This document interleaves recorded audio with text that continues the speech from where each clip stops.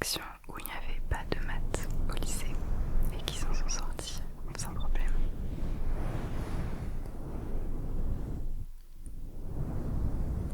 Les 2 premières années sont très théoriques, ça ne plaira pas à tout le monde et c'est très généraliste. Donc on se demande encore où on va professionnellement parlant, mais cet aspect-là en fait sera réservé au master, car les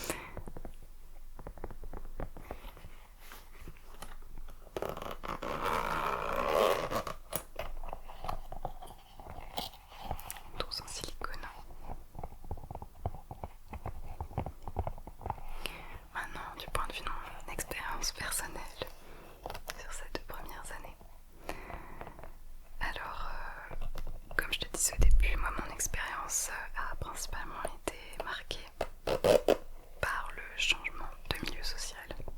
Je viens d'un milieu classe moyenne basse, on va dire. Donc pas non plus pauvreté extrême, mais globalement ma mère a fait beaucoup de jobs, mais elle est soit ouvrier, soit vendeuse dans des magasins de vêtements, soit elle a connu contre son gré pas mal de périodes de chômage aussi. Et mon père est employé dans une entreprise.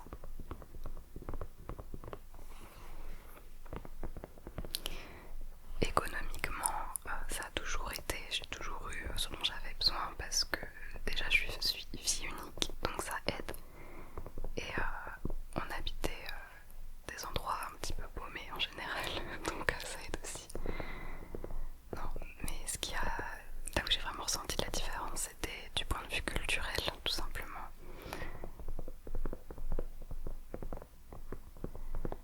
La différence était assez flagrante parce que, par exemple, chez moi, il n'y a pas de livre. J'allais à la bibliothèque quand j'étais petite, donc je lisais quand même un petit peu, mais j'ai jamais lu de classique ou de littérature ou quoi que ce soit avant d'y entrer. On habitait en campagne, donc on n'allait pas faire des sorties culturelles, on n'allait pas au musée, rien de ce genre-là. J'avais même jamais été à Paris à l'époque. Et on parlait pas trop de politique, de sujets de société. Et quand je suis arrivée en fait à Sciences Po, sur le campus de Reims, j'ai eu l'impression que tout le monde était plus beau, plus intelligent, plus cultivé, plus riche, plus stylé, plus intéressant, plus tout ce que tu veux que moi. Et en fait il y avait une part de vérité dans le sens où on partait pas du même point de départ. Il faut savoir qu'il y a beaucoup d'étudiants qui viennent de milieux très privilégiés à Sciences Po. Ce n'est pas par rapport au coût des études, dans le sens où Sciences Po est gratuit pour les boursiers, donc moi je n'ai pas payé Sciences Po. J'avais même une bourse complémentaire, donc j'étais payée pour être à Sciences Po. Mais c'est vraiment une question de culture tout simplement, c'est-à-dire que les élèves de milieux favorisés savent plus ou moins depuis tout petit qu'ils vont vers des grandes écoles, parce que c'est comme ça partout dans leur famille, parce que ils sont dans un environnement où il est plus facile d'étudier et d'assimiler la culture légitime. Donc la culture légitime, c'est tout ce qui est littérature classique, théâtre, cinéma d'auteur. Ils sont très souvent inscrits dans pas mal d'activités extrascolaires, sont engagés parfois dans des associations, engagés dans leur lycée. Et tout ça, ça fait une énorme différence et c'est pour ça qu'on se retrouve avec ces différences sociales, quand bien même les écoles essayent de diversifier un petit peu leurs élèves. Je sais plus combien de pourcentage de boursiers il y a. Je sais que l'objectif à long terme c'est 30%, mais honnêtement je pense qu'on devait être à peu près 10% et que dans les boursiers il y a beaucoup d'enfants de profs. Donc c'est pareil, le capital culturel n'est pas le même derrière. Donc moi ça a été ma plus grosse difficulté, c'était de rattraper ce retard que j'avais vis-à-vis d'autres étudiants. Et donc niveau confiance en soi, je vais pas vous mentir, au début c'était compliqué. Je vais revenir un peu à la mammouth. Donc globalement, ce retard et cette sensation de ne pas appartenir à ce milieu-là m'a suivi tout le long de mes études. Mais ça s'est un petit peu amélioré par la suite. Je t'en parlerai après. C'est vrai que quand on rentre dans les études supérieures, surtout quand on est loin de chez nous, moi j'étais vraiment à l'autre bout de la France, c'est beaucoup de nouveautés. On entre dans un nouveau rythme d'études, on a pas mal de travail, beaucoup d'autonomie, parfois on vit seul. C'est une période stressante pour tout le monde, qui peut nous faire paniquer, mais une fois de plus, il faut bien garder en tête que quasiment tout le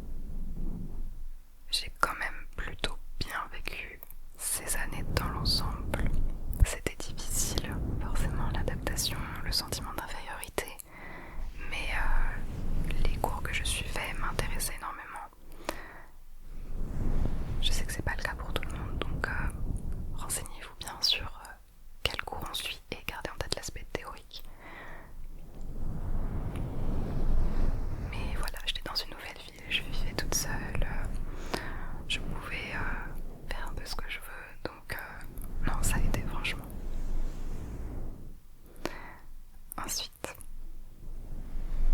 la troisième année à Sciences Po se déroule obligatoirement à l'étranger.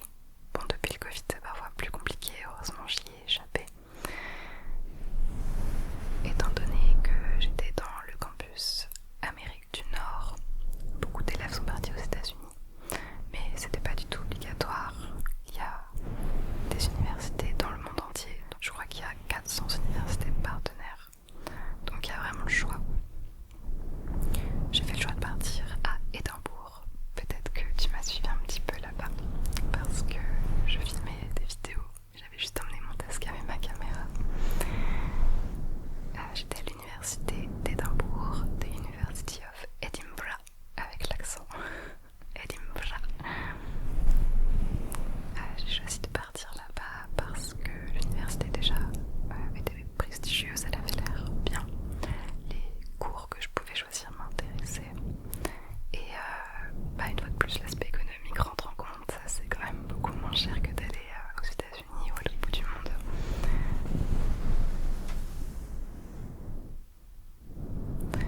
La troisième année, c'est une année qui est souvent beaucoup plus tranquille par rapport aux deux premières. C'est une année où on a le temps un peu de souffler, de réfléchir à ce qu'on veut faire, à ce qu'on ne veut pas faire plus tard, prendre la grande décision du master, se retrouver, tester des nouvelles activités. Évidemment, on a aussi cours, mais on a beaucoup moins cours. Moi, par exemple, j'avais 10 heures de cours par semaine peut-être, ce qui est vraiment pas grand-chose. Après, je travaillais quand même pas mal par rapport au travail à faire chez soi, mais ça n'avait rien à voir avec les deux premières années. C'est vraiment un peu une pause entre les premières années et le master qui sont assez intenses quand même. Donc pour des raisons personnelles, principalement de santé, j'ai eu une année difficile à Édimbourg. J'ai eu des gros problèmes de santé physique qui évidemment se sont répertoriés sur le mental. Et donc j'ai pas pu en profiter autant que je voulais. Mais je regrette pas du tout cette destination. Édimbourg, c'était vraiment génial. Les cours que j'ai pris m'intéressaient. La ville était très jolie, même si niveau météo, c'est pas ce que je préfère, mais c'était magnifique. J'ai quand même pu améliorer mon anglais. Je suis partie avec une très bonne copine, Alice, donc c'était pas totalement dépaysant, enfin dans le sens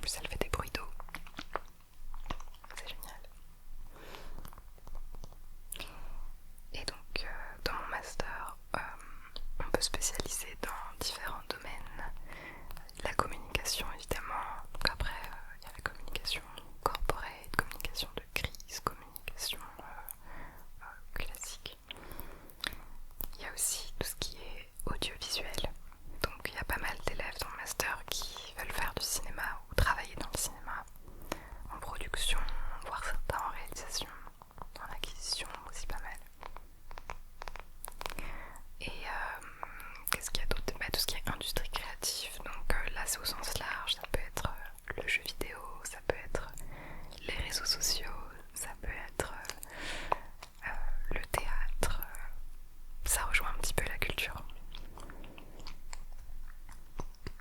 Moi je me suis plutôt spécialisée dans l'audiovisuel et les réseaux sociaux.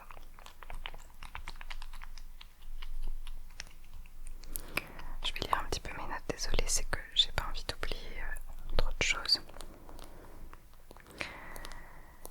Donc au niveau de mon ressenti, certains cours étaient plus intéressants que d'autres. J'ai appris beaucoup de choses dans certains cours et dans d'autres un peu moins, comme partout je pense. Globalement j'étais satisfaite des cours que j'avais pris, qui m'intéressaient vraiment, étant donné que je les avais choisis. J'ai une petite pression quand même. Pour choisir nos cours, on a ce qu'on appelle les IP, inscriptions pédagogiques, où c'est un peu les Hunger Games du choix des cours. Donc on n'a pas forcément tout ce qu'on veut, parce que évidemment les cours les plus prisés seront pris très vite, mais avec beaucoup d'organisation et un peu de chance, on a quand même normalement un minimum ce qu'on veut. En master, j'ai plutôt réussi à avoir les cours que je voulais, donc j'étais contente. Au niveau de la charge de travail, elle était importante, mais étant donné qu'on a déjà 3 années d'études derrière nous, on commence à s'y habituer, à travailler plus efficacement. Et en fait, si moi j'avais l'impression d'avoir énormément de travail, c'est aussi que j'avais ma chaîne YouTube à gérer du coup. Car en fait, j'ai ouvert ma chaîne en première année à Reims. Et depuis, j'ai toujours fait une vidéo par semaine. Ce qui prend énormément de temps puisque ça me prend environ 20 heures si je réunis tous les aspects de ma chaîne. Donc c'est pas que le tournage et le montage, il y a beaucoup d'autres choses évidemment. Et en fait, si mes années à Paris en master se sont bien passées, c'est en grande partie grâce à YouTube. Donc grâce à vous indirectement, enfin très directement même d'ailleurs. Tout simplement parce que habiter à Reims et habiter à Paris, ça n'a pas le même goût. Donc je pense que sans les revenus de ma chaîne, je n'aurais pas pu vivre à Paris. Ou j'aurais dû prendre un job étudiant. Sauf que, évidemment, c'est beaucoup plus crevant. Et YouTube m'a permis de pouvoir payer mon loyer, ma nourriture, tout ça. Avec un job qui quand même est très flexible. C'est pas non plus le job le plus difficile du monde. Ça demande certes du temps, mais c'est 10 000 fois plus facile et moins fatigant que de travailler un job à mi-temps au McDo par exemple. Donc merci déjà. Mais bon voilà, ma perception du travail à Sciences Po est aussi modifiée par ma chaîne qui m'a toujours pris beaucoup de temps. Mais même si c'est pas mal de travail, surtout dans les périodes de rush où tout est en même temps, on s'en sort. En master, du coup, il y a pas mal de personnes qui viennent d'autres écoles qui sont rentrées en master. Donc c'est pas mal de voir un peu des nouvelles têtes aussi. Pour revenir sur la charge de travail, en général, c'est à peu près la même structure au niveau des cours. On doit rendre pour chaque cours une dissertation écrite, un exposé oral, en général c'est 10 minutes, et un autre travail. En master, j'avais une dizaine de cours par semaine. Et on a très peu d'examens sur table par contre. Autant on a des examens sur table les 2 premières années, autant après ça dépend des masters. Mais moi j'en avais, je sais même pas si j'en ai eu un franchement. Des quiz quoi, mais pas des vrais examens où il faut apprendre tout le semestre. Je vais donner des petits exemples de travaux que j'ai pu rendre. Parce que certes il y a beaucoup de choses à rendre, mais c'est souvent très intéressant parce qu'on peut plus ou moins choisir les sujets. Il y a beaucoup de thèmes libres. C'est intéressant et pour les élèves et pour les profs de faire ça. Et donc en général, à part quelques cours évidemment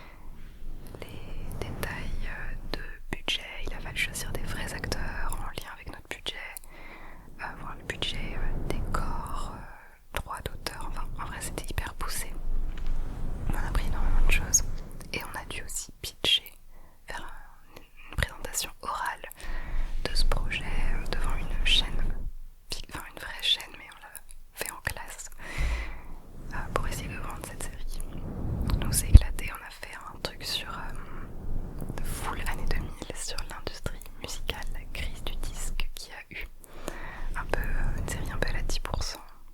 C'était bien amusé. Même si, ouais, clairement, on a passé beaucoup d'heures dessus. J'ai pu faire ouais, une disserte sur ce à quoi pourrait ressembler YouTube en 2030. On a fait un plan de communication pour la SNCF pour que les gens privilégient le train par rapport à l'avion. J'ai fait une dissertation sur des méthodes de manipulation que j'avais trouvées dans une annonce d'emploi, une vraie annonce d'emploi qui existait. Donc c'était vraiment intéressant à faire. J'ai aussi fait un exposé au format YouTube. Donc je me suis filmée avec cette caméra et ce micro devant ce fond pour parler de la stratégie de com de NordVPN. Et oui, j'ai eu un cours incroyable d'histoire des arts au musée d'Orsay qui malheureusement s'est arrêté à la moitié à cause de notre cher ami le Covid. Mais c'était juste génial. On a quelques cours un peu artistiques, un peu créatifs comme ça aussi. Donc j'avais beaucoup de cours que j'aimais. En général, ce que j'aimais moins, c'était plus ce qui était lié à la stratégie d'entreprise, la finance, la communication. Parfois, en vrai, c'est intéressant, mais c'était pas forcément ce dans quoi je voulais aller. Mais globalement, c'était cool. C'est vrai, en revanche, je trouve qu'on manque quand même toujours un peu de savoir pratique. C'est plus professionnalisant que les 2 premières années, c'est sûr, mais par exemple, on apprend très peu à se servir de Photoshop dans mon master, alors que c'est demandé dans quasiment toutes les offres d'emploi. Plein de petites choses comme ça. Mais voilà, c'est aussi des choses qu'on apprend sur le tas en entreprise derrière, et j'imagine que l'école est faite pour privilégier la théorie justement.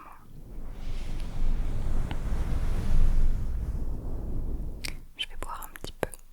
Ah oui aussi, j'ai pu faire une année de césure. Quasiment tout le monde en faisait dans le master. Enfin, on était 70% je crois. Si vous pouvez vous le permettre, vraiment faites-en une.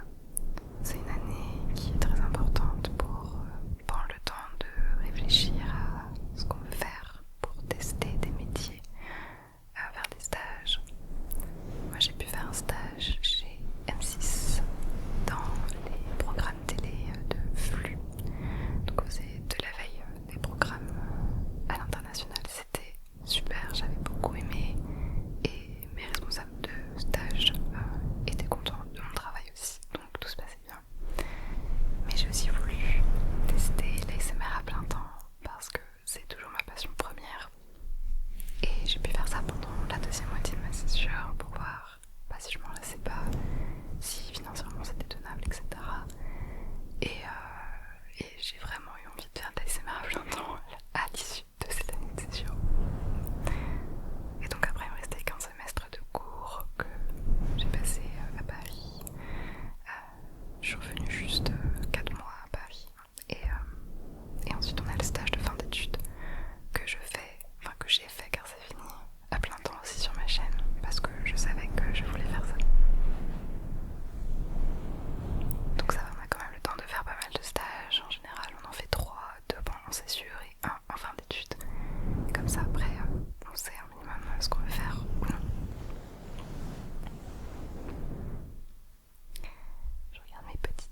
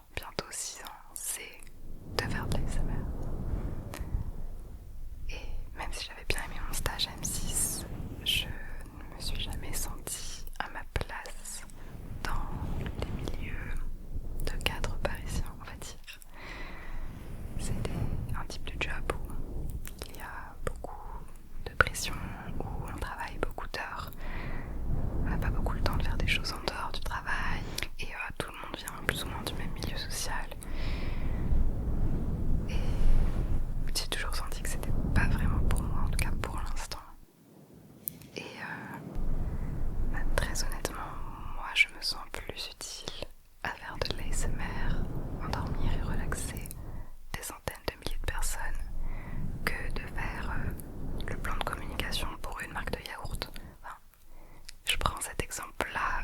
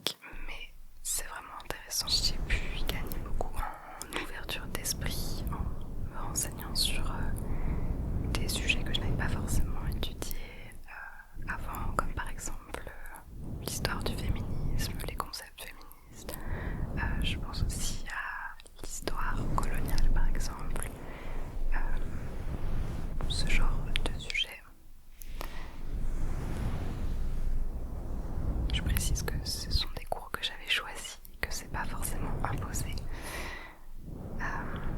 Et enfin, ce sont évidemment des très beaux bâtiments.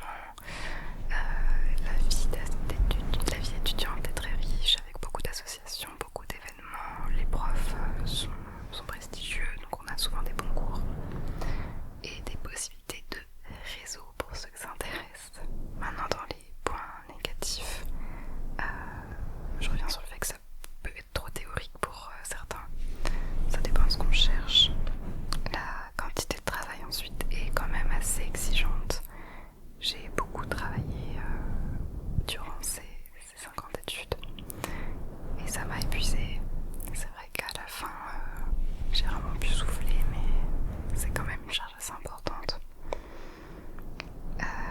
Ensuite, l'ambiance est quand même évidemment élitiste, au sens où une grande majorité d'élèves viennent de milieux très favorisés, où la culture légitime est la culture dite bourgeoise.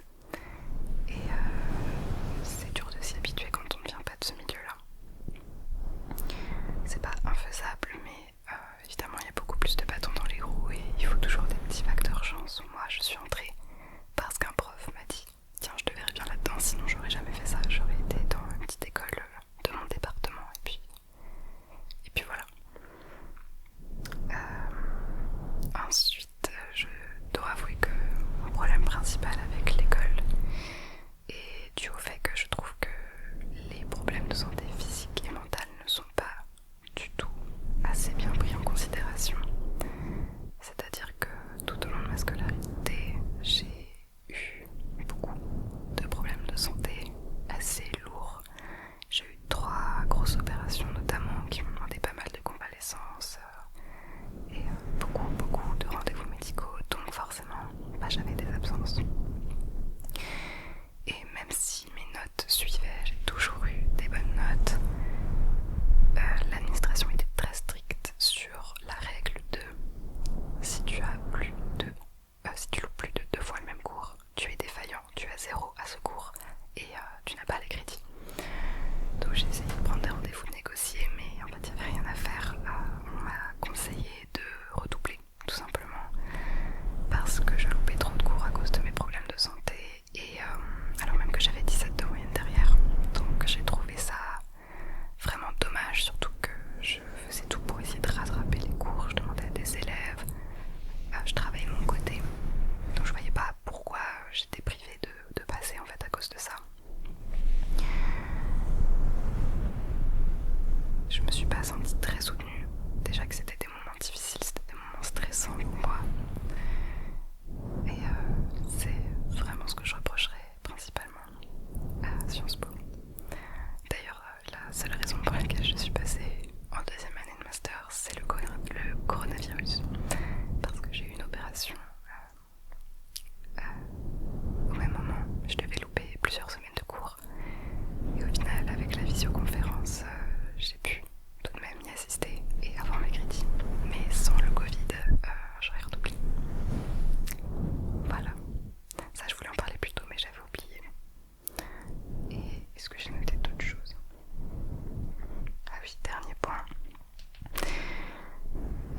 Tout simplement, le système de grandes écoles est assez injuste, dans le sens où il profite déjà majoritairement aux étudiants favorisés qui y vont, et qu'il y a un décalage énorme avec les facs, avec les universités publiques. C'est-à-dire que nous, on avait des super bâtiments, des super profs, vraiment c'était assez luxueux comme études.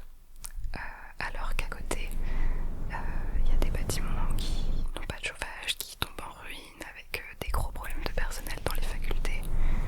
Et ça, c'est totalement injustifié. Ça, pour moi, ça contribue quand même à renforcer les inégalités. Donc, voilà, je termine sur ces points-là. J'espère que cette vidéo aura pu t'être utile si jamais tu considères faire cette école ou si tu y as été ou si tu es dedans pour qu'on compare nos expériences. Si ça ne t'intéresse pas du